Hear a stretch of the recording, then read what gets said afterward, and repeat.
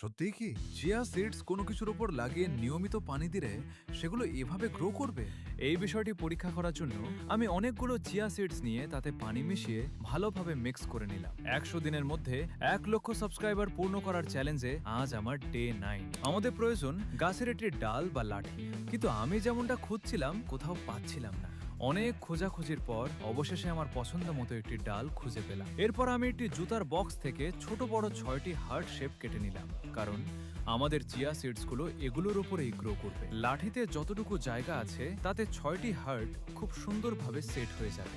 আমি super glue দিয়ে হার্টগুলো ডালটির সাথে লাগিয়ে নিলাম। এরপর একটি কৌটা নিয়ে সেটিতে মাটি ভরে নিলাম এবং হার্ট লাগানো ডালটি তার মধ্যে সুন্দরভাবে বসিয়ে দিলাম। তৈরি হয়ে গেল আমাদের সুন্দর এই লাভ ট্রি। এখন এই হার্টগুলোর ওপর চিয়া সিডস লাগানোর পালা। অবশেষে আমাদের চিয়া সিডস প্ল্যান্ট তৈরির কাজ শেষ। চারাগুলো গ্রো হওয়ার পর দেখতে কেমন হয় তা জানতে সাবস্ক্রাইব ফলো করে রাখো। দেখা হচ্ছে নেক্সট ভিডিওতে।